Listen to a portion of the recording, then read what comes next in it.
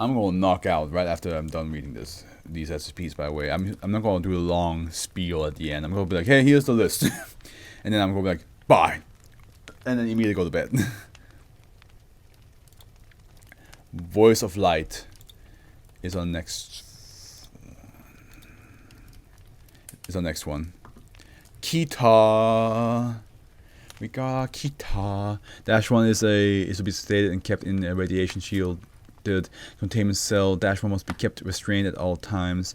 And nutrition and hydration shall be administered intravenously. No light shall be permitted in -1's containment chamber, and the chamber shielding shall be reviewed periodically to ensure the minimum penetration of other EM radiation outside the visible spectrum.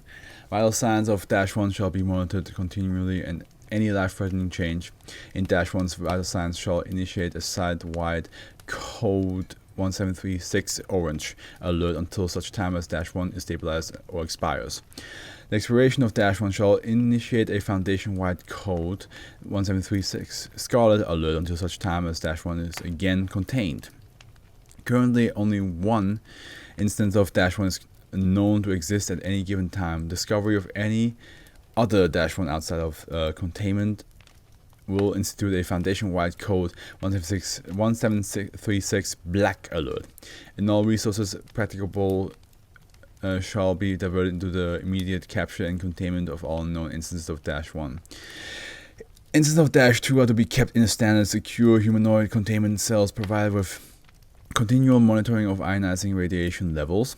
At no time shall instances of -2 be brought within 200 meters of -1. -2s that are identified and not contained shall be terminated without exception. All -2 in containment shall be sedated and restrained during any code 1736 alerts. For the duration of the alert, any -2 that demonstrates a marked increase in the emission of ionizing radiation shall be redesignated -1 and moved immediately to the appropriate containment facility as specified above. Okay, -1 and -2 are designated two classes of human beings who share related and/or complementary anomalous beliefs, behavior, and properties. All instances of -1 and -2 share a common religion that bears strong similarity to Redacted. -1 fulfills the role of a shaman or priest in this common religion, whereas instances of -2 fulfills the role of followers or acolytes. The theological beliefs that comprise this religion feature a messianic deity that its followers can call upon to return and bring the universe out of darkness and ignorance. The deity is most often referred to as Redacted or Redacted. -1 will often give sermons in the voice of this deity.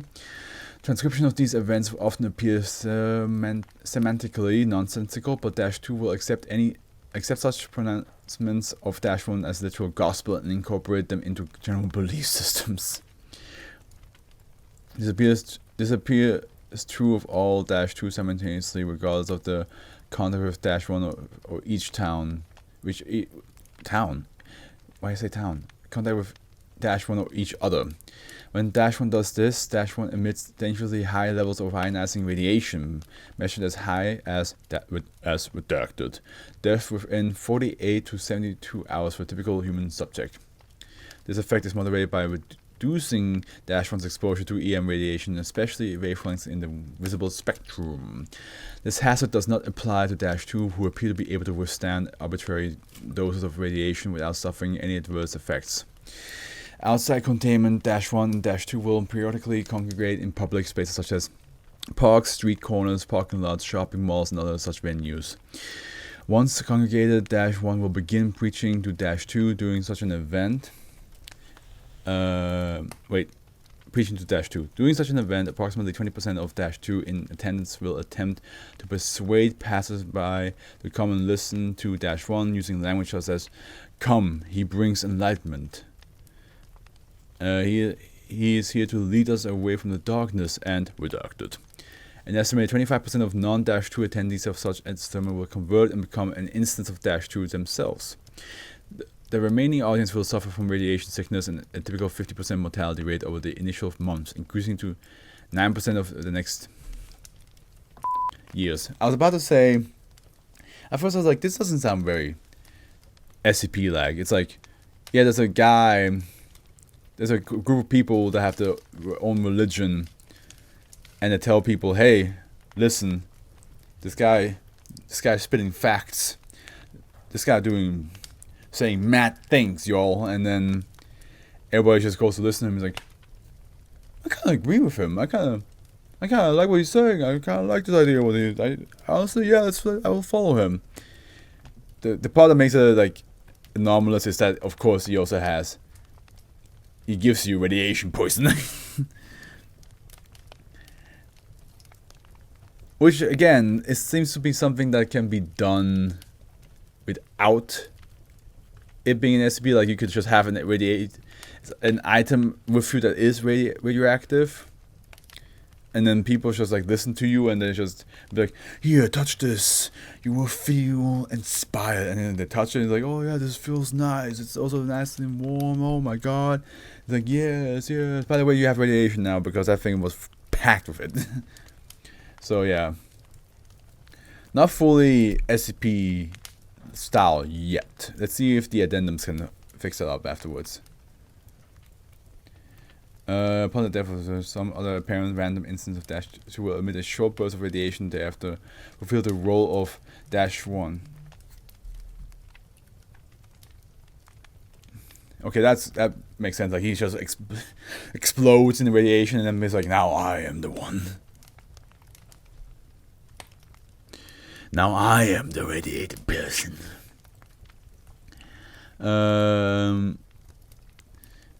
As of this time, there are estimates that between and -2 remain uncontained and at large. And then number 1.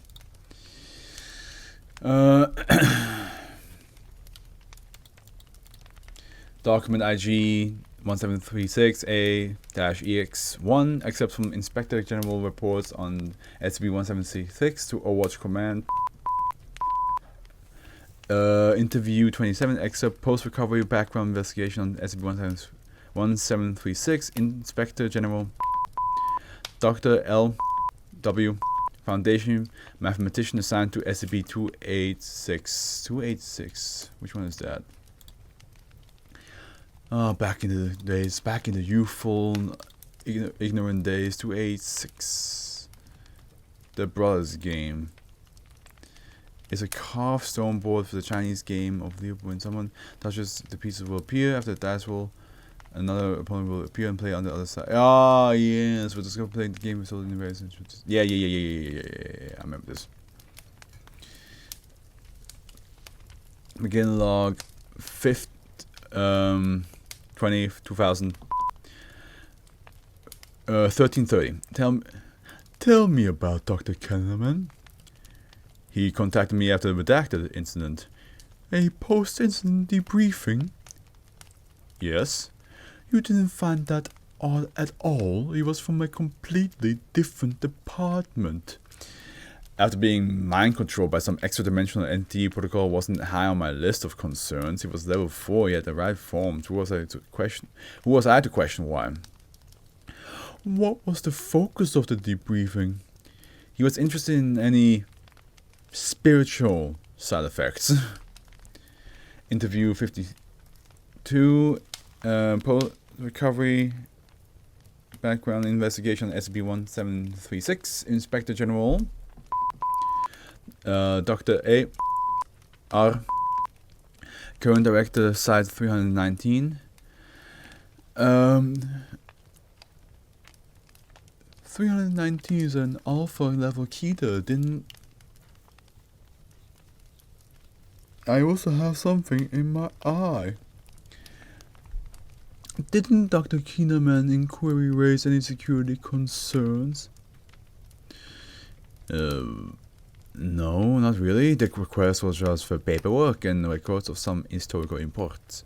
It'd be different if he had requested access to the skip itself, or even monitoring or containment records.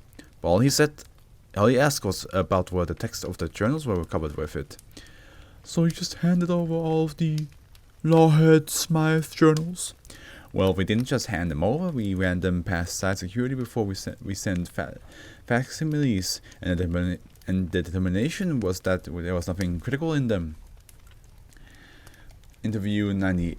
8 excerpt post-recovery background investigation on SCP. Blah, blah, blah. That's the same. Mr. W, former administrative assistant by Dr. Geoff Kinnaman. Dr. Kinnaman made a significant number of requests from other departments, didn't he? Yes, he did. I don't have the exact figures here, but near the end, dozens. Did you find these requests unusual? I worked at the Foundation for 30 years. Unusual is pretty high bar around here. Pretty much all the requests were just for research notes, historical documents, interview logs, nothing remotely eyebrow-raising. But more than was typical. Typical isn't a word I use about our research staff, but yes, more than average. And all these requests were in relation to a fairly limited population of skips, weren't they? He was the project head for SCP-719, and he believed that those other artifacts were all related to it. I wasn't privy to the research, but I remember him saying that someone with contact with 286 had found the cult that was worshipping 719. All these related skips was 1127 one of them? 1127, I can't say I recall that one. Addendum 2. And yeah, SCP involved. Date. So SCP involved is 1127 and 716. 12/23/2000. SCP-171. SCP-719. Showroom area, Site 15. Description: Dr. Geoff Kinnaman, project leader for SCP-719 research, oversaw a day of typical testing on SCP-1719. Upon conclusion of testing, Dr. Kinnaman validated protocol by dismissing the entire research staff early for the holiday, leaving SCP-719 in its testing area. Once alone in the lab, he secured the lab from outside entry and disabled the primary security feed. While no direct record of subsequent events exist, forensic analysis of the lab monitoring of redacted show that the following sequence of events: 1. The prepping of SCP-719. The record is a reception of standard digital input following the normal protocols of SCP-719 testing. Number 2. The activation of the lab's camera DVD recorder to record SCP-719. What was SCP-719 again?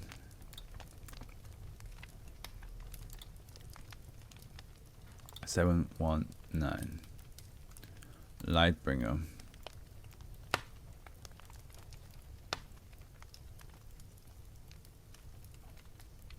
I see.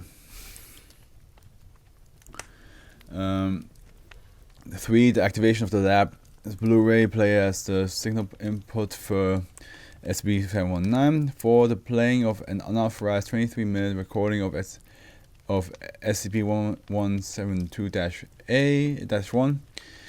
Number 5. Shutdown of SCP-719. Its return to a storage unit. Number 6. Removal of the DVD recording of SCP-719. Ratified rebroadcasted of 1127-1.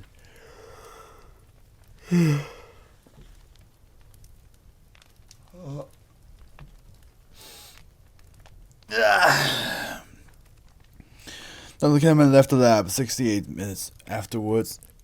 After dismissing his staff, the security breach was not discovered until 1st, 2000.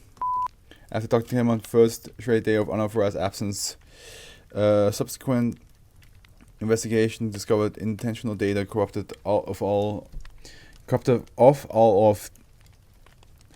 Subsequent investigation discovered intentional data corruption of all of Dr. Kinnaman's research materials on the Foundation network. MTF teams were dispatched to Dr. Kinnaman's residence and found no signs of occupancy within the prior months. Both Dr. Kinnaman and the missing DVD recording have yet to be recovered. Addendum 3. Except from Inspector General statement at 05 Council hearing in SCP 1736 2000. Distinguished council members, I'm bringing you to the conclusion of 12 months of investigation by the Inspector General Office into the disappearance of Dr. Geoff Kenneman and the subsequent appearance of SB-1736. It is the opinion of the IG that these two events are indeed linked, and you will have a copy of our report. 1,500 pages of interviews, documents, and evidence supporting that conclusion. It's our conclusion that Dr. Geoff Kenneman, under no duress, compulsion, or obvious abnormal influence, began a path of research intending to recover and document proto-religion associated with a number of SCPs related to SCP-719. Dr. Kenneman's behavior subsequent to the start of his research leads us to the conclusion that at some point his academic interest turned into an actual belief, and his efforts turned from recovery of this religion to its recreation. Aided by the complacency of our staff, the chain of command, and the morass of bureaucracy reconstructed, he was able to act with relative impunity. His ability to amass such research material without anyone questioning him was a colossal failure of security. It's the opinion of the IG that Dr. Geoff Kenneman created a key-level SCP and walked out of the building with it in the pocket. The DVD recording created by Dr. Kenneman is tentatively designated -0, and its recovery is of paramount importance. 05. So a guy studying anomalous religion gets converted. That's a damn recurring trope, if I've ever seen one. Where's Robert Montauk nowadays? Yeah, it happens quite a lot, doesn't it? It happens in this world.